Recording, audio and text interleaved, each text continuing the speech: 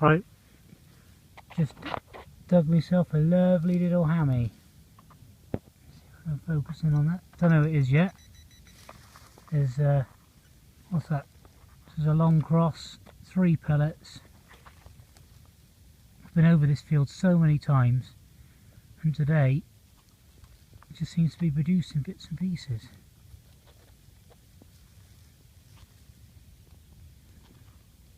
Oh, look at that.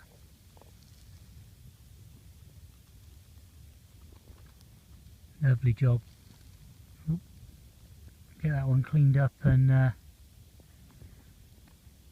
yeah, put a better picture up of it. Yep, that's made my day, that one. Okay, I've given it a light clean. Don't want to go too mad with it because I don't want to cause any damage to it.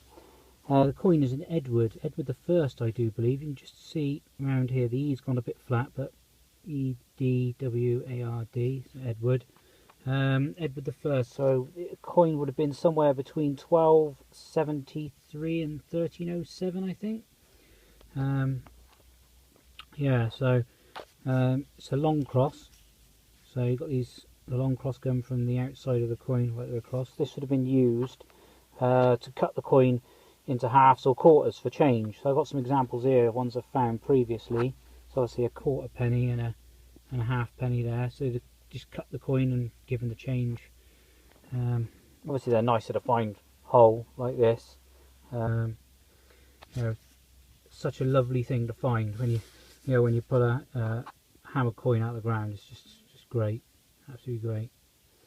The thing I do love about these when you pull these up is just history. I mean, the last person to have held this before me, I mean, what life was like back then, you know, you just don't know. I mean, you think about the infrastructure we've got now, when, you know, it would have been completely different back then. You'd have had, you know, no healthcare. You know, the legal system was really corrupt. Everything was based around the church. Just unbelievable. You know, the things that we've got, you know, the technology we've got now, you just had nothing. In fact, you know, if you walk around with a mobile phone back then, you'd have probably been accused of witchcraft and burnt. Yeah. But anyway, thanks for watching. If you like the video, please hit the like button and subscribe. Feel free to leave a comment. Anyway, see you again soon.